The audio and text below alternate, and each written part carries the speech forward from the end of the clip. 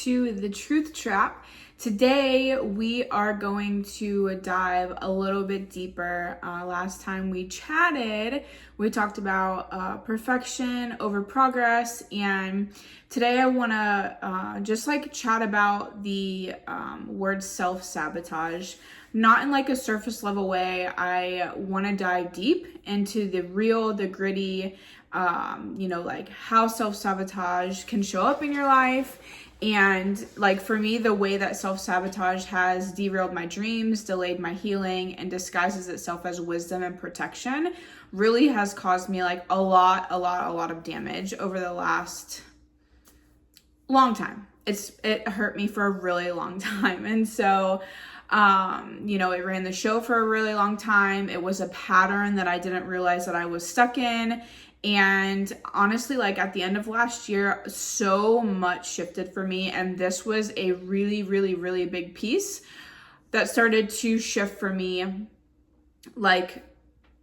overnight. I knew that I had self-sabotaging tendencies probably middle of 2024. I started having some conversations with my brother just about business things that I was wanting to do, and timing and all these different things. And he was like, if you can just put your head down for 6 months and give yourself no excuses.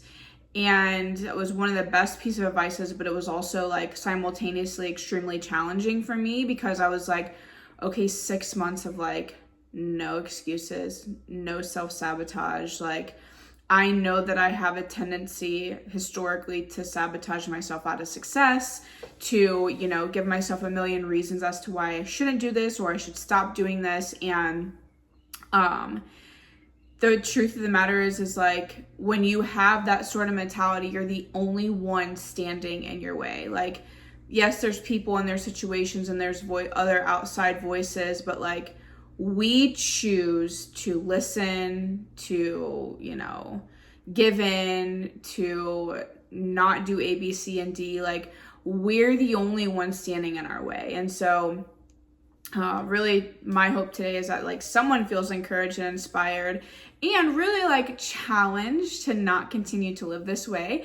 So so let's dive in. So the first part is the voice in your head, right? The voice in your head is the inner dialogue that creates our outer results. And so the way that we talk to ourselves, the thoughts that we're entertaining, those things are all shaping the decisions that we're ultimately making. For me, my inner voice a lot of the time sounded you're not ready, you're probably gonna fail, don't get too excited, it's not gonna last. And a lot of that inner dialogue was built and created around the fact that other people always needed me, and my dreams, my goals, my desire, my vision for my life was always made so small compared to the massive amount of time that other people needed me to give more. And so I always felt well, I have these things I want to do and I want to commit to them, but then there's this greater good and greater vision and greater goals that I'm supposed to be a part of. And so what would happen was I would start to get extremely creative and extremely passionate, extremely excited about things. And, I would LLC the business and, create content before creating content was a thing. And I would start to get a business plan and a game plan going, and I would start to put one foot in front of the other. And it was always halted by someone else's need for my giftings, my time, my talent, my presence to make what they were chasing successful. And so I would sabotage myself. I'd be oh, I don't have time. Maybe it's just not the season. Maybe we'll just do this early in the morning and late at night and kind of just see where it goes. And, so-and-so needs me for this, and I don't have enough time to dedicate to this. And I just kind of woke up one day and was oh, what about me? I have so much in me that I give half-hearted effort and half-hearted starts to, and then I don't get to hit the gas pedal because everyone else needs me. And while there was a part of me for a really long time, and if you're like, you're recovering from codependency or perfectionism, like you'll understand this. Like there was a part of me for a long time that found a lot of joy in seeing other people around me successful and knowing that like I was able to aid in that success. But what would start to happen was when I would start to want to venture out here to do my own thing, it was quickly met with like, what? Like, what do you mean you're not going to be able to give this much time to this? Like, you can't serve two masters. Like, I need you to be doing A, B, C, and D. And this had been going on since, I mean, my early 20s. And so,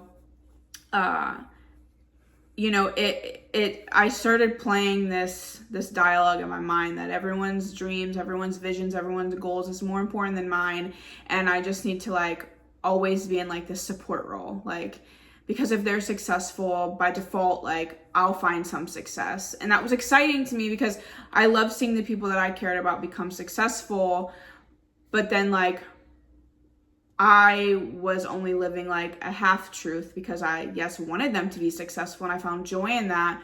But then there was also a part of me that's like, but I still have all this stuff that like eventually I want to give time to and eventually I want to do. And so, you know, like to become a procrastinator, and I would self-isolate and I would talk myself out of ideas and I would shrink back when I wanted to shine. And like the truth is this is a sad reality, is like I would watch people pass me by, not because they were necessarily better than me, but because like they believed in themselves in a way that I didn't.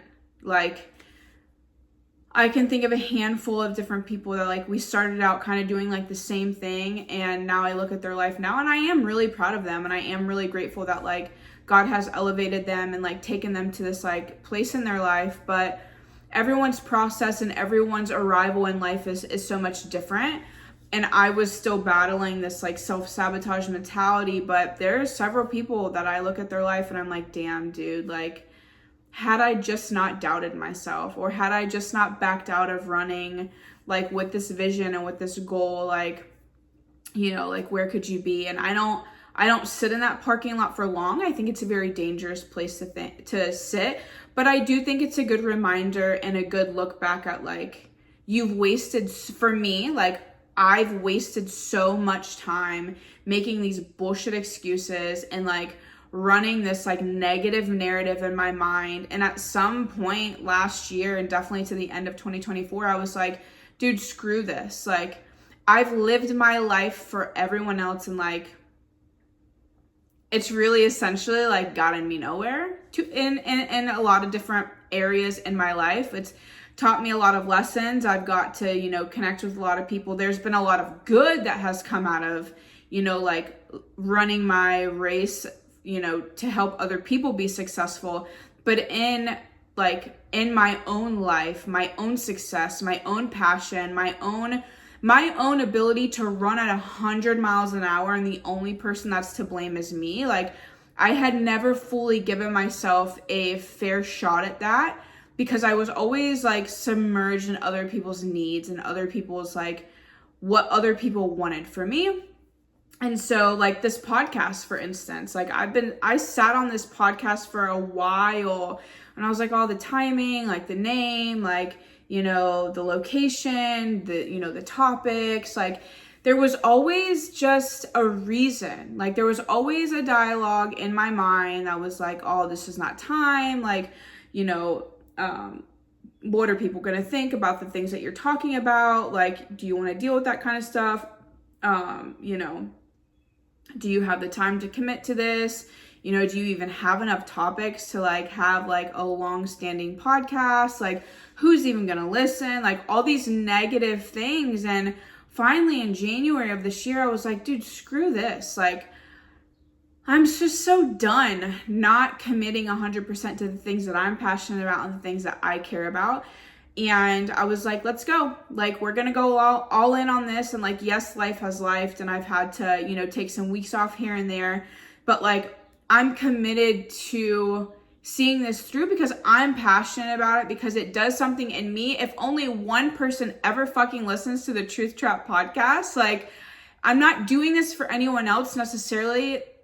the same way that I'm doing it for me. Like, I love podcasting. I love sharing my thoughts. I love like just sharing things that like I've overcome or I'm in the middle of overcoming. Like, I just like this stuff does something to me. And whether one person or 1,000 person tunes into the truth trap, like I'm going to keep showing up because it's something I love and it's something that I want to do. And it's something that like I find value and joy in. And like, it's the one area in my life thus far that like I've bet on myself. Like I've bet on the fact that like I know that I'm a good communicator. I know that I have things that like can help people. Like there's things that I value adds that I know that I bring to Truth Trap and I know that I bring to others. That's like, I'm finally betting on myself and I'm not going to let anything and anyone hold me back anymore. Like this is just is what it is. You know, the same with the Fit Fam playbook. Like if you don't know, like I dropped a playbook and I had created all parts of the playbook over the last 5-6 years and at all different times in my life, and they've just been sitting in the drive, they've been sitting in Canva, and like I just haven't done anything with them, like because I was just so like, who's gonna read this? Like, you know, like are people gonna read this and be like, oh, other like it's just another thing that like I could just buy. Like, why am I going to invest in like Danielle's Fit Fam playbook? And like, you know, like you don't have the time to like keep up with these things and like keep creating content around the playbook and like all these like bullshit excuses that like finally I was like, I've been sitting on this.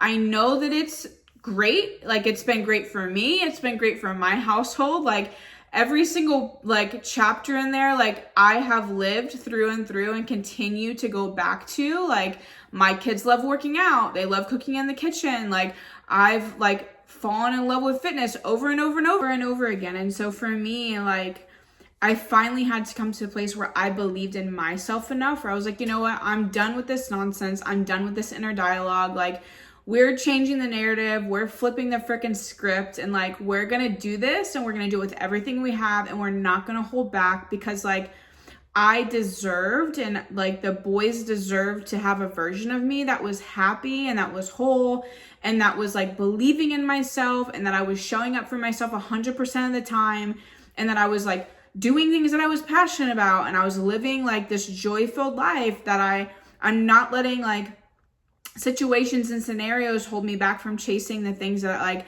I am most passionate and excited about. And so like for me, I had to realize that self-sabotage wasn't a character flaw, like it's a survival pattern. There is so much that your brain does over like a series of time, and you have to take time to recognize and to start to rewire. Like you have to trust the fact that you're not really meant to be living this way. Like you're not meant to be living like this small, secure, like protected life, like free from failure and judgment and heartbreak. Those are all things that show up in life. Like you're not going to avoid it. So to live your life trying to avoid those things, I had to realize is absolutely absurd.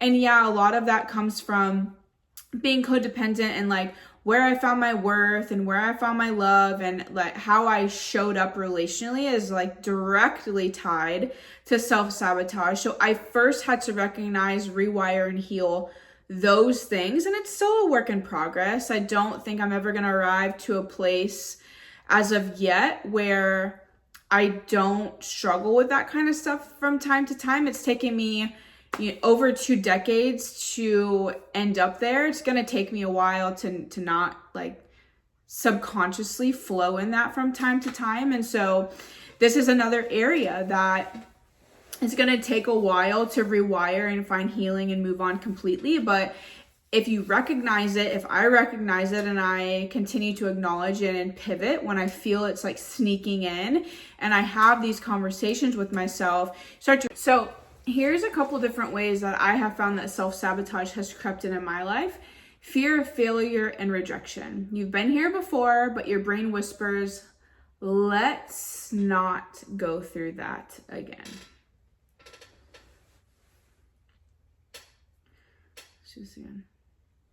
So for me, like, I just want to share a couple different ways that self-sabotage has showed up in my life as like a survival response. So fear of failure or rejection, you've been here before, and so your brain whispers, let's not do that again. For me, that showed up in like conversations with my ex-husband where I would try to communicate some things and it would be like shut down, or it would be met with like harsh words and harsh responses. And so my brain started to develop this thing like, let's just like, we didn't like how that felt last time, so like, let's not do that again. And I would sabotage myself out of having healthy communication because I was scared of being rejected. So for me, another way that showed up in my life is like the fear of success.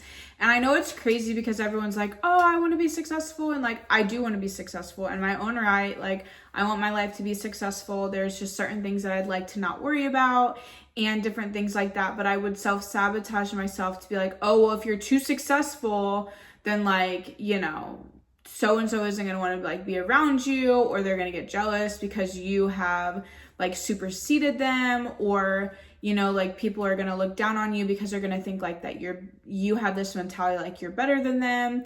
And although none of those things are true, and like that's not even like how I live my life now, like I don't think that I'm better than anyone. I don't play the comparison game. Like there's like jealousy and like I just like I don't function in that.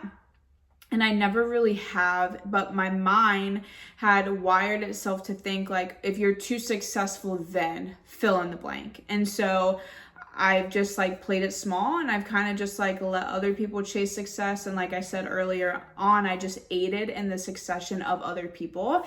And another way that it shows up in my life is low self-worth. And so a thing that my brain would tell me all the time is like, I believe that deep down, like I wasn't good enough. And so I would stay in scenarios and situations and environments that would continue to confirm that belief. And so for me, you know, being married to someone for 17 years, were very early on, like I didn't feel super valued. Like I didn't feel like my voice mattered. I didn't feel like my ideas and my opinions held any weight. I always felt like other people's opinions was like more important than mine. And, you know, that certain dreams and certain ventures were always taking priority and precedence over things that like I wanted to do and dreams that I wanted to chase. And, you know,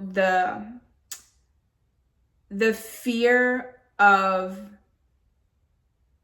doing better and being better and wanting more and having more in this weird way, like I didn't feel like that was really something that I was worthy of attaining. Like I didn't really feel like I was worthy of having someone that like my voice and my opinion was like the utmost important.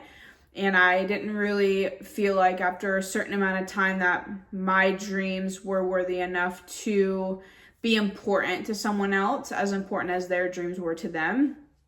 I didn't think that I was worth being like truly in a relationship that was truly like a give and a take, like having someone that you like did life with very evenly and very give and take, and a true team. I didn't think that I was worthy of that. And then I just came to the place, thank God for jujitsu, where, you know, I started realizing that I do relationally bring a lot to the table. And friendships really was where I started seeing it a lot. Like I was surrounding myself with people that just like liked me for me, not for what I did for them or what I was gifted to do for people, but just like me, you know. And then it started to open my eyes to like trying to be better, you know, within my marriage, and like trying to get over that fear of failure and fear of rejection piece that I just talked about earlier. And I was trying to put myself out there, you know, communication wise again, in lots of different areas. And yes, it wasn't met with the most, you know, receiving-ness, if that's what you want to call it. And like ultimately, you know, like we're not together anymore. And now I have someone that does do those things for me. But, I stayed in an environment too long, and I conditioned my mind, and I let it wire me in a way that I honestly, for a really long time, didn't think that I would get to experience what I've seen other people have, and what I knew deep down inside I wanted. And so that's another way that you self-sabotage yourself. And the last thing, and for me, is something that I work through every single day, and I do see it, sadly. I see the boys function in it as a lot, is like the need to control.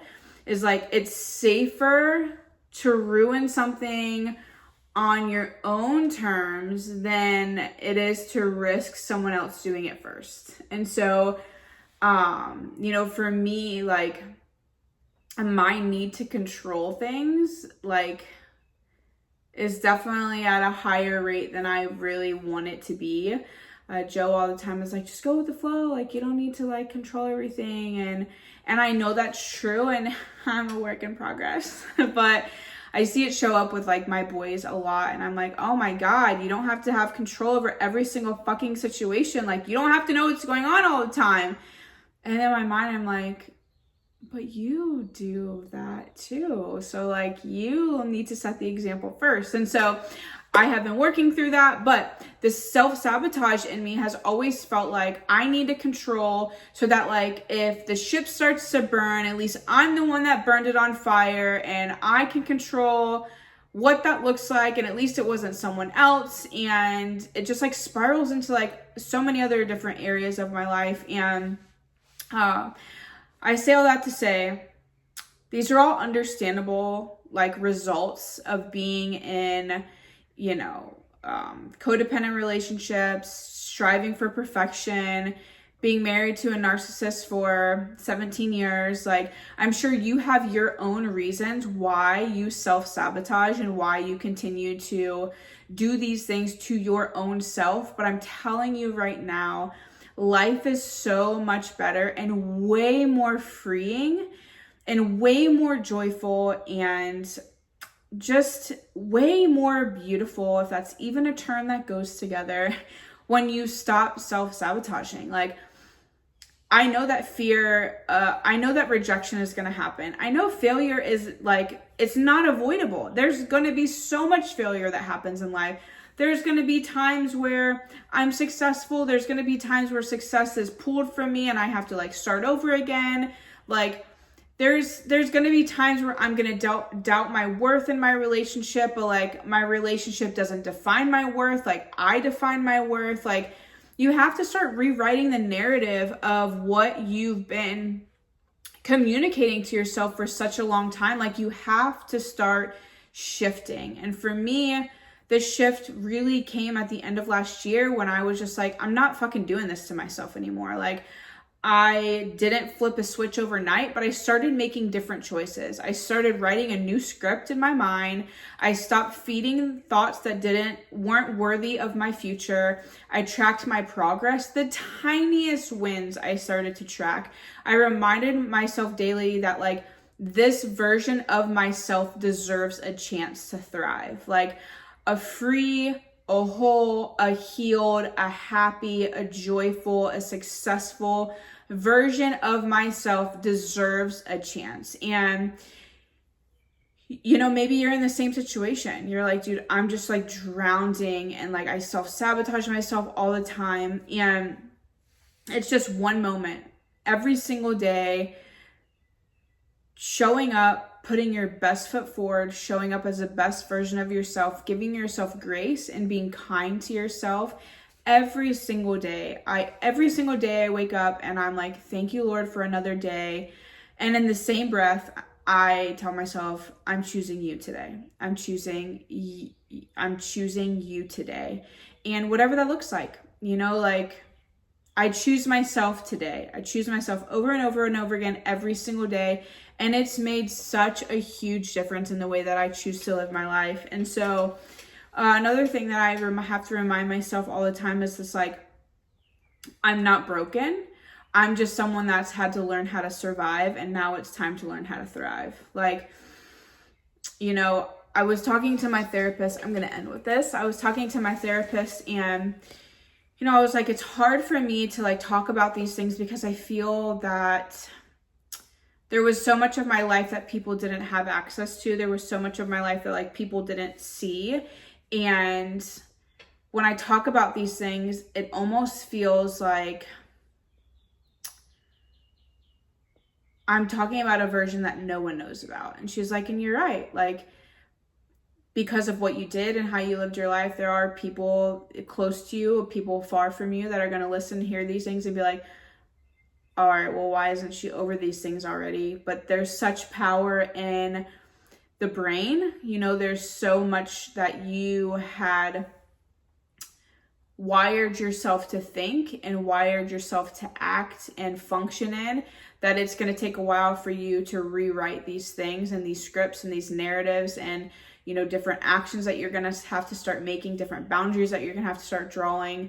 And she's like, and being honest, like challenging people, like, have you ever researched like the brain and how you wire it and how you have to rewire it based on different patterns and relationships that you've been in prior to where you are now?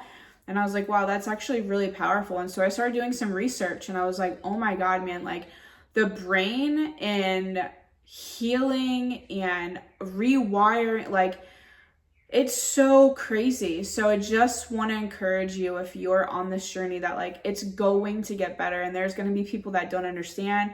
There's going to be people that are going to think you're full of shit. There's going to be people that encourage and empower you to keep going. And like, you just have to keep going for yourself, for your success, for your healing. And so like, just keep going. I promise it's going to be worth it. The version of me now is not even the version like of me at the end of last year. Like, it's just been so crazy when you commit to change in your life and you commit to doing the hard work, like how fast things change. And it's all dependent on like how fast you're willing to work. And so hope this encourages and inspires you. As always, be kind, be good, do good. Until next time.